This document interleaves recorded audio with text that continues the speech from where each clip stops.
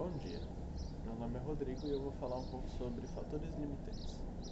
Um fator limitante é todo e qualquer fator, biótico ou abiótico, que comprometa o desenvolvimento de um organismo. Esses fatores podem se apresentar nos ambientes aquáticos ou terrestres, e são eles pH, incidência de luz solar, temperatura, predadores, competição por alimentos, entre vários outros fatores que podem interferir na vida do organismo.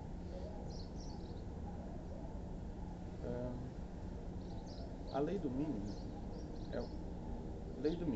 O crescimento e desenvolvimento de um organismo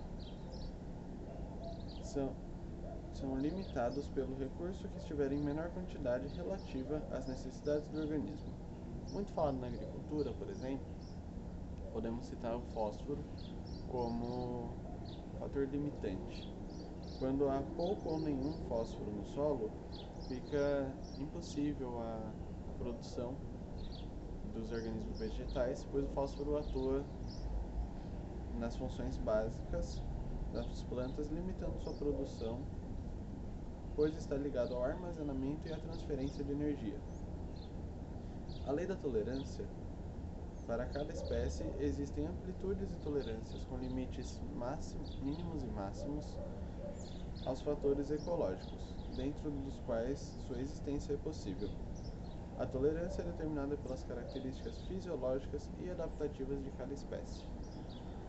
Uma dênio, por exemplo, tem grande tolerância às altas temperaturas, a baixa umidade, enquanto uma Phalaenopsis não tem tolerância tão boa à falta de umidade e altas temperaturas, assim como a dênio. São plantas de habitats bem diferentes e por conta disso elas têm características bem distintas. A dênio, por exemplo, consegue armazenar água no seu caudex, uma adaptação que ela desenvolveu ao longo dos anos para resistir às épocas de seca. Enquanto a Phalaenopsis, sendo uma planta de trópicos, está sempre com umidade alta,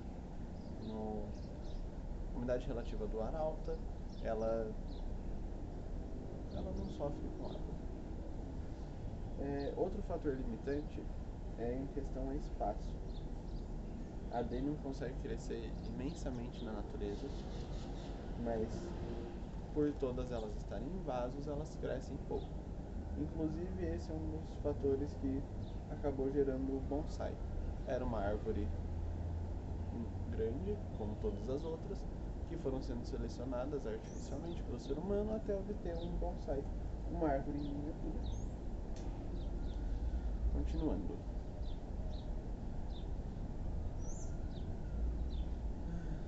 Sobre as faixas. A faixa ótima fisiológica, que refere-se ao potencial biológico da espécie, e a faixa ótima ecológica, sofre a influência de outros fatores ambientais, frequentemente biológicos, como competição e predação. Quando duas espécies competem pelos mesmos recursos, essa competição atua como fator limitante, como por exemplo a predação, que faz o controle populacional das espécies, sendo um fator limitante para a população. Distribuição geográfica. A curva de Hollow, a maioria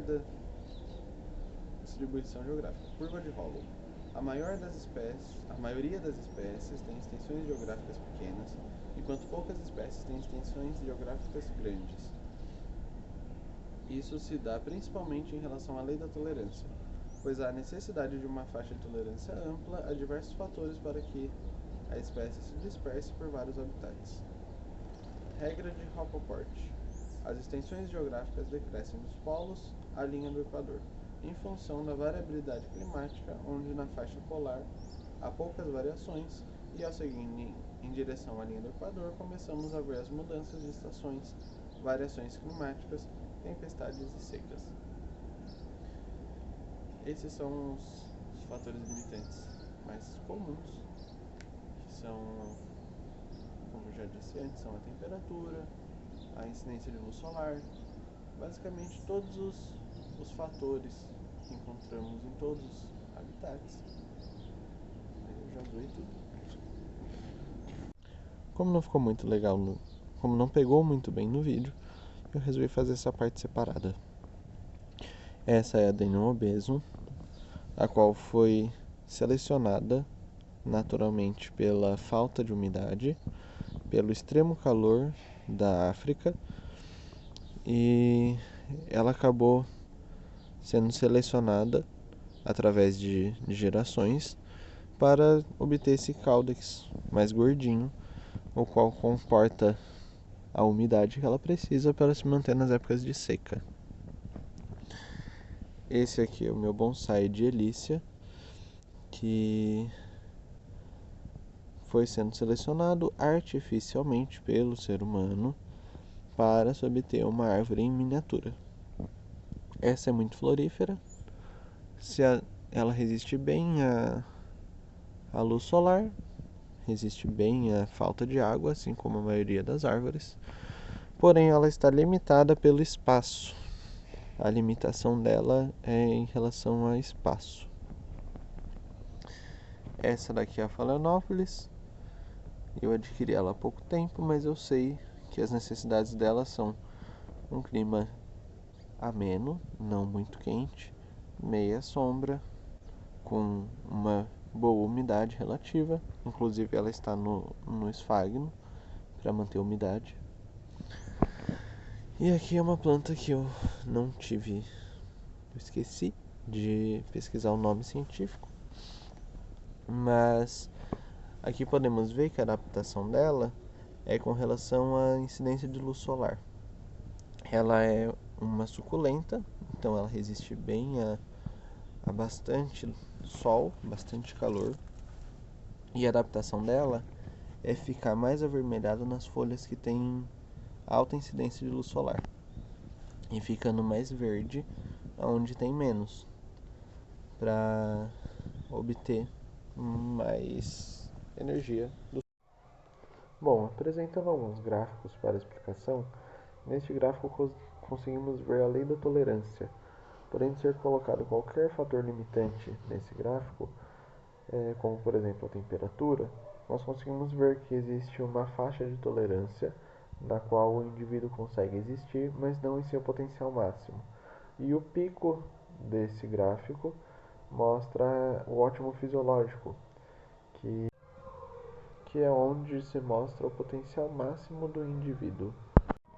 Citando as plantas novamente, podemos usar a luz solar como fator limitante para a medição. Luz nenhuma, a planta não consegue realizar fotossíntese. Mas, se houver luz em excesso, isso causará efeitos negativos à planta.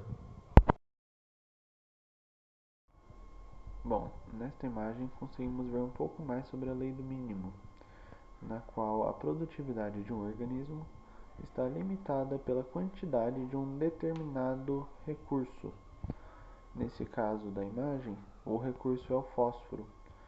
Como citado anteriormente, ele é muito importante para as plantas, pois é ele quem auxilia na transmissão de energia da fotossíntese pela planta. Como podemos ver, quanto mais alto e equilibrado os nutrientes, maior a produtividade. E quanto menor e mais desequilibrado os nutrientes, menor a produtividade do organismo.